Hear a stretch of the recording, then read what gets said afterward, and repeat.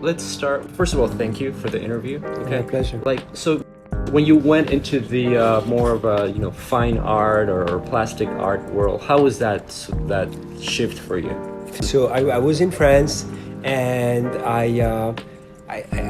my background was math and physics. I didn't want to be involved into an accountant or something like that, but I really had the ambition of being. I wanted to live the American dream. So Sure. I was married, and I had 2 kids already, and I decided to take the jump. I came with no money, with like a couple of $1,000, few $1,000 in to America in 1980, and couldn't find a job, and one thing went to the other. I started like jobbing and buying from one place, selling to the other. And I met the people I had founded Guess Jeans, the Marciano brothers, and they had no men's line. They were only starting. So I basically told them, let me just come and do a men's line. They said, well, come and work for us. I said, no, I don't want to work for myself. I want to work for myself. So Did why you don't come in as a designer or just give me the rights, Right. and I own 100% of my the Guess Right. Men company. And I had never designed in my life. Right. I mean, I knew I had decent taste and good taste, but I really didn't know nothing about patterns and fits and different things like that. So I basically took that on, and I mean, 1983 I started. Within 2 years I was doing $75 million in sales, talking about the American dream. What direction did you take the company in? I didn't know, so I only did things that I liked for myself. Yeah. I made the jeans, and I put like I always was attracted to leather, so I put some leather on it, I put some trim, I put some designs on it, and one thing, and basically the thing took off, and it was a need of remark for the market. I mean, the jean market had been saturated at the time by the Levi's, and it was like really Sure. basic stuff. Myself, we came in like very funky and very crazy. Did you make any marketing moves that you find particularly? Yeah, of course. I mean, we had like great advertising. Sure. All the advertising, the Guess advertising were great, and we just were always like very retro and imaging and sexy, even for men. We just did like some really cool stuff in the desert, and we created some fabric that really we were the leaders, and whether it's the man or the woman. Yeah, sure. That's basically how it took off, and You're right. unfortunately, with success comes always problems. Always. Because they start regretting the fact that they gave me the rights for the men's because I was so successful. So they tried to take it away from me. So we then dealt with legalities and all nonsense stuff. So at that point, when my contract was over, they tried to take it before my contract was over. They could not do it, but so I kept it. And after that, basically I decided to design some jackets for myself. When I was 28, 30 years old, very rich guy, and it was in the 80s. I mean, I was not into any kind of addiction, drugs. That already set you apart. Yeah, so I mean, but I love to spend money. I love to be flashy. I love to wear clothes. So I started designing things for myself, like in crazy jackets. Yeah. And I started doing the shows and tried to launch the Jeff Hamilton brand. People started looking at my jacket saying, we don't want that stuff, we want that jacket. I said, well, it's not for sale. I said, well, how much would you sell? I said, well, I don't know, $500, $1,000, crazy numbers, because I knew I could not produce it because, like I told you before, I was cutting everything with scissors. Right. So it's impossible. I was limited to whatever I could do. And so you would just wear these jackets out? For myself. Right. Yeah. And so people started ordering them, and they didn't want it to sell. They didn't think they could sell it.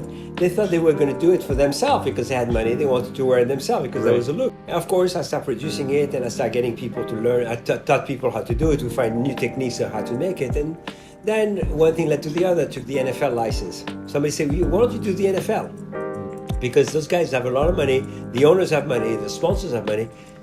I said, maybe I'll sell 50 jackets a year. 50 jackets is still something. A nice order, right? And I love sports, and so one thing led to the other. I got the NFL, I got the NBA, I got the NHL, and suddenly, like George Michael started wearing my jacket, and Michael Jackson calls me, want me to make jackets for him. Madonna is wearing my jackets, ordering me some stuff for me. Guns N' Roses, I mean, you name it. Like there was like an avalanche of everybody wanted to wear my stuff, I was like, there was articles in People magazine that came out, I mean, I was, you're not a celebrity until you wear a Jeff Hamilton jacket. Sure. And basically it just took off. I just took off, and that was in 1988 when 1986, 87 when I started with leather. Then I broke up from my partner in 1993 because there was he was trying to steal my company from me. So basically we broke up.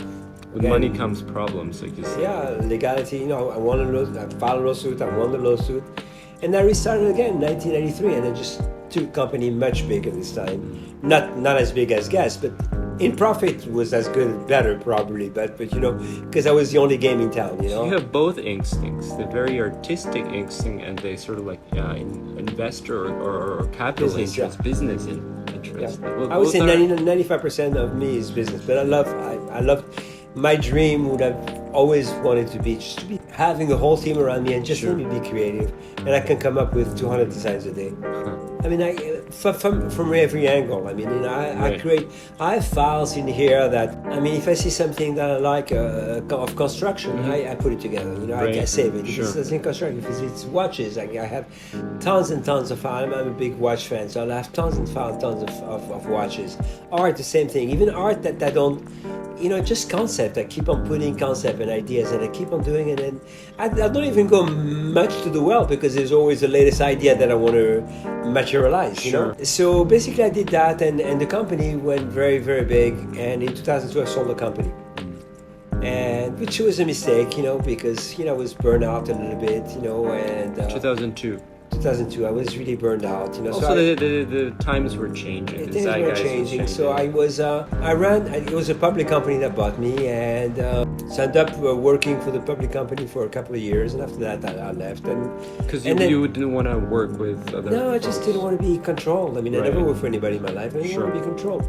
And I couldn't be as creative as I want to be. They were more interested in where the bottom line was and the creative thing, which I was trying to keep a balance of it. Sure. I understand that we're running a business, we want to be profitable.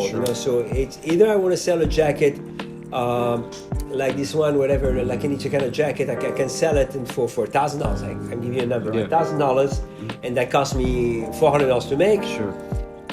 Or I can, and I get like a big order and I ship it and everybody's happy and they're gonna keep on reordering. Or I can make the same jacket with the cheap materials, cheap make. It costs me $200. I make more money at the bottom line, but at the end of the day, the people, it's a short-term eventually vision, catches up to you. Yeah, a short-term vision, like that tunnel vision. And I just didn't want to be like that. I don't want to be controlled like that. So I basically stopped in 2004, 2005. I kind of like was really burned out. I was really burned out. I mean, I had falling out with my kids. Because of my ex-wife. Even though I was divorced for many, many years, when we moved, we got divorced. It was very nasty. So we went through a lot of different times. Yeah. And what happened is, so I was really not. From 2002 to 2007, I didn't do much, And 2007, 2008, I started getting involved. And I said, what am I going to do? I don't know if I want to go back into fashion. So I started consulting for private equity companies. I started doing consulting. I started designing for big designers, like collections here and there. And I really didn't like it. So, I mean, I basically went back and I said, let me just concentrate on the art. So I could start doing the art. And when I look at the art, I said, what other areas of expansion there are? Sure. And I looked at it in the art and I said, well, not only I can do the leather art, but it's kind of limited whatever I have to do. But I can, if I that space, what's lacking in that space? Sure. I look at the space, street art is the hip hop of rock and roll, whatever it is, Yeah. And I said, not that I'm a street artist, but I kind of like, because I like the it's like writing a poem. You're expressing yourself, especially street art is a little bit even more of a message than traditional art, because the people have no money, they go in the street, right, and language. the wall, and they express themselves in any way they want to do it, whether it's like beautiful thing, whether it's messages, whether it's nasty stuff, whatever it is, but it's an expression. But so you got into the art world, so it was a thought out decision. Right. No, not the art. The art, I was doing it for myself, right. And then everybody said it's amazing, it's great. So we're gonna why don't you do a show?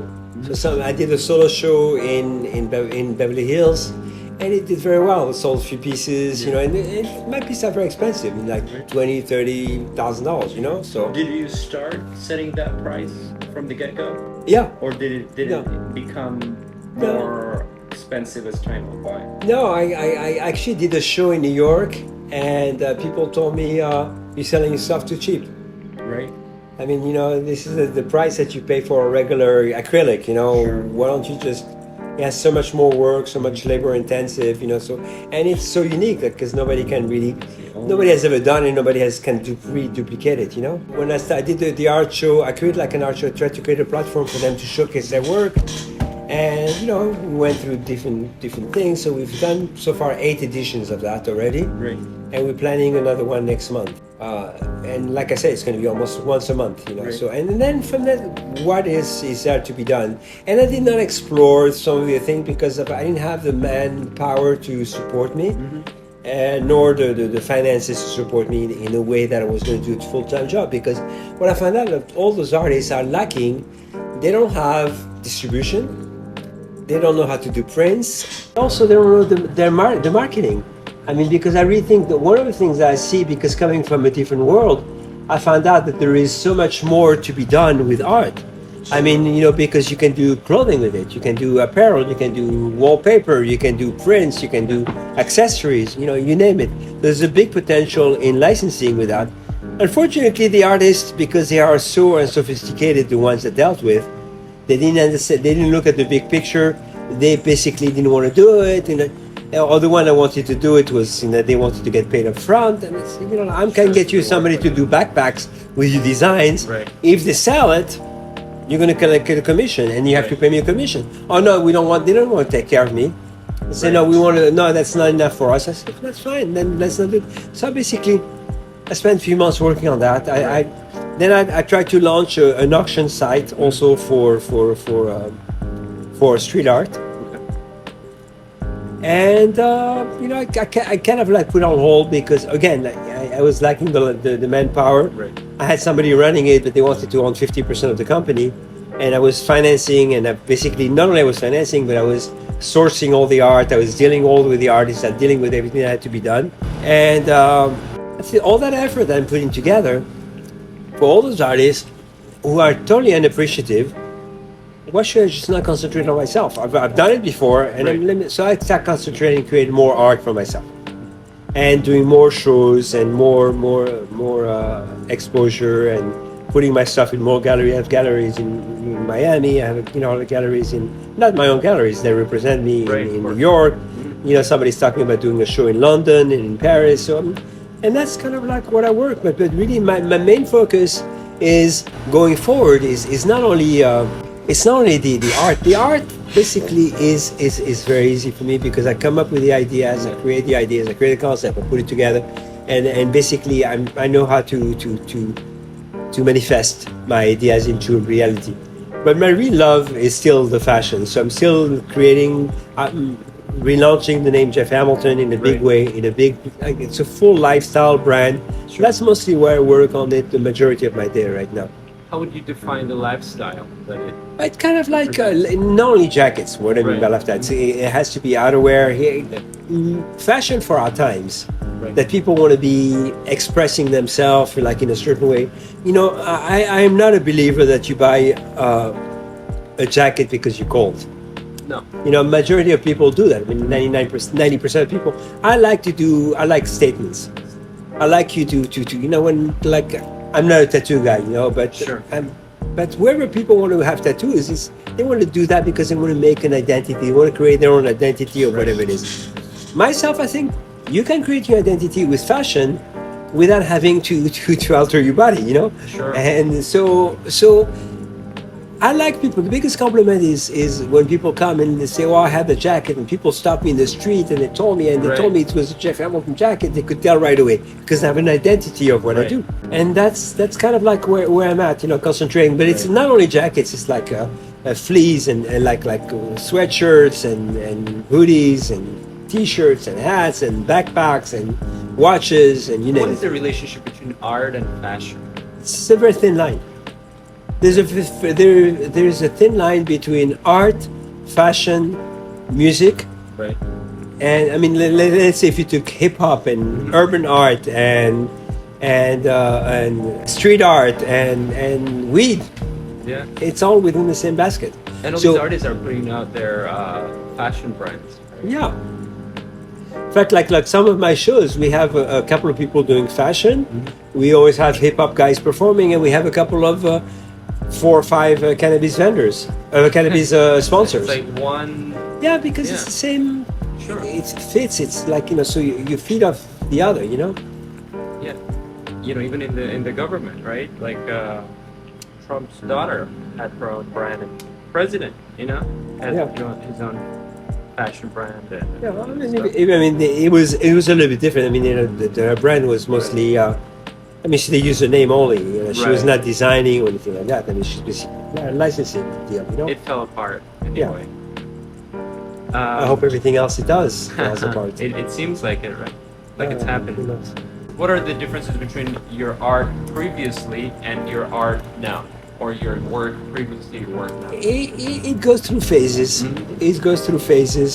Basically the leather art is the leather art. Originally, I made like mostly iconic, different things, celebrities and things like that. And then of course I evolved into creating some of the stuff that's more proprietary to me. And then I went to more pop art, like using all the name brands like Gucci's and Louis Vuittons and Burberry's and the Goyard and things like that. So Yeah. those are the things that I concentrate on that, and that's kind of seemed to be my latest trend. Right. So, what is your relationship to the art world nowadays? Not a traditional artist that follows the normal trends or does or make sure I'm in all the fairs and Art Basel and things Right. like that. This is not. Exactly. I don't want to be conventional in that way. Keep in mind I became an artist as out of my, not as a business, as of love, as Sure. a passion, as a being creative. That's the reason why I start creating statues and creating a lot of different concepts. I come up with so many different crazy ideas that I want. Like I said, I want to manifest those ideas.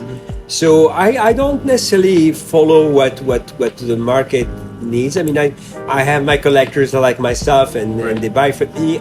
And from time to time, like I said, I do some solo shows if it's the right situation. Like I said, in Paris or London or New York, if it's the right situation, I do a solo show there. But short of that, I don't follow the normal rules or whatever it is. This is my price. This is what it is, and you like it, you like it. And I'm not really concentrating on. I'm not eating from my art. So I have that kind of luxury that I don't need to be. I don't need to sell my soul for that. Right. What influences you? What visually? It's all American pop art. I mean, that's my influence when I grew up as a kid in France and born in Morocco, and I've always been like very colorful. I mean, I like very flashy. I like 3-dimensional idea. I like art that speaks to you, fashion that speaks to you, that you relate, that you put it in. You feel great. You feel special. You don't feel special to try to impress somebody else. You feel special because you're impressing yourself. The immigrant experience, has that had an influence? Very much so. It has all to do with it. Because you're fascinated by what's here. Well, you're fascinated, and you don't want to take nothing for granted also. And not only you don't want to take for granted, but you also don't want to procrastinate, because you don't never know what tomorrow brings. Right. So you want to maximize your potential. Listen, we have a very short time on this earth, whatever it is, and if you want to be creative, it's a beautiful thing to be creative, but to be creative and not, again, I'm repeating myself, and not manifest your ideas. It's like, you have the most beautiful seed on earth. You put it in the ground, but you put it in the middle of the snow where there is no sunshine, with the ground is, and it could be the most beautiful seed that could give you the most beautiful tree with the most beautiful fruit in the world, but you don't know how to do it. So the idea is you want to maximize all the stuff that you have. I mean, it's beautiful to have a thought and you have an idea of a concept, whether it's a piano that you want to create in a certain shape, crazy stuff that you have. But it's good to have it. If you have it, it's in your head or in paper, and that's it. You have to make it happen. To make it happen, you have to manifest it. Yeah. Your journey has been so wonderful, Ups and downs. well, but if you look at the trajectory, right? Yeah. And you're still doing the street fair and all that. Where do you see that going in the future? You know, it's a nice platform for artists to do it. You know, I mean, it's a good business. I mean, it's not like, you know, but it's very time consuming for me. Yeah. So ultimately, whether I'll sell it, whether I'll partner up with some other people, a bigger group that have art fairs that might absorb me and take it. But you know, I like the idea because I really feel like, you know, my original idea, again, I didn't have the ability to manifest it the way I wanted to do it. I want to basically do a show once a month in every single city, big city in the world. Have like a rock and roll tour. Right. You do Los Angeles, New York, Miami, Tokyo, Paris, London, you name it, you know. But you know, I mean, it's still in the works, so we'll see. Are you excited about any particular artists or fashion designers lately? To be honest, I'm very excited about Jeff Hamilton. Amazing. Artist and designer. Right. No, there's amazing designers. I mean, there's amazing brands out there, you know, like Gucci, and there's a lot of great artists. There's so many beautiful. I deal with 1,500 artists. I mean, there's some guys that are God-given talents, you know, that are so amazing. Unfortunately, some of them know how to market themselves, and they're not that good. And some of them don't know how to market themselves, and they're like superstars. What advice would you give to collectors who are overwhelmed by the amount of art out there? A collector has, there is a twofold in a collector, because there's always, there's a collector that's going to pay from $0 to $10,000 to $5,000. There's 3 tiers. And then the $0 to $5,000, you don't need to be a collector. You have to have money. And if you see something that you like, you buy it, and you know, and even knowing that might not be worth nothing because you like it. From 5 to 10, you're really getting to a different tier. It's 0 to 5, 5 to 10, and 10 to 100 million. Really? That's the rule. And what happened from 5 to 10, you really have to start being a little bit more careful. You want to buy art that you like, but also that's going to keep up the value. Even if it loses, at least you know you were not taken for a ride, whatever it is. But really, that can encompass in the $10,000. Basically, anything over $10,000, you really have to know. First of all, I don't believe in buying art just. I mean, you can. I mean, you know, if you have unlimited amount of money, you want to buy a Basquiat or a Picasso, even if you don't like him. You might listen. Picasso sometimes they're not that great. I mean, really. I mean, just you look at them, or I mean, it's a Picasso, so of course it's beautiful and it's great, but really it's nothing special, you know. No, and but you know, you pay $60 million or 60 million euros, you know that next year it's going to be worth $100 million or 80, 70. So you buy it as an investment. Sure. So that's a totally different story. But any regular art, you pay from $10,000 to $200,000. You have to buy something that you like first, that you enjoy, that you want to have a statue over there in your backyard, or something that's in your living room that you look at it, but also knowing that you're not being taken for a ride. Sure. You know, it's not only the pleasure of looking at it, but also knowing that artist has a certain concept, like, you know, that he's a serious artist that's working, that building his life around the art, and knowing that art is his passion and his love, and the art ultimately will go up in value. So I mean, if you can achieve that, it convince. I mean, and again, I mean, people look at that through looking at records of what was sold in an auction. If an art piece sold for $10,000 in an auction, and you pay $8,000, you already know, because it kind of becomes a commodity after a while. It does become. Same thing as watches, same thing as luxury cars, something like that. That leads me to my last question, which is, what are your thoughts on men's fashion nowadays, or where do you see it going? Where is it, or fashion in general, but particular male? It's a really vague thing, because I mean, there's 50 different levels of men's fashions, you know. So, but in general, like, if I kind of general, I think fashion for men is fantastic right now. I mean, there's so much right now compared to when I started with Guess in 1983.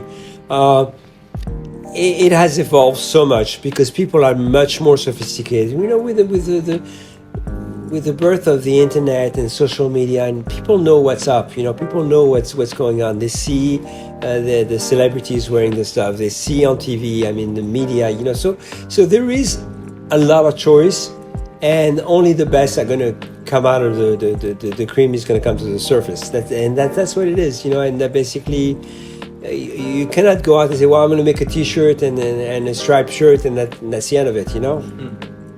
Maybe before, people, like I said, because people were buying it because they need it, as right. A commodity. But you walk into a Zara. I mean, I could go into Zara and buy 25 items. Absolutely. And that's not even like a designer or like big. I mean, I can go to H&M the same. I mean, they have amazing stuff and at prices, and so you have to be. Where I think the future of men's fashion is mostly like if you really can find a happy medium of having your own identity, which you always have strived for, and where you're not overly priced that it's unaffordable, but you want to be at a certain level to people know that you still can deliver good quality on everything that you have, and that's what you have, Thank you, Jeff. My pleasure.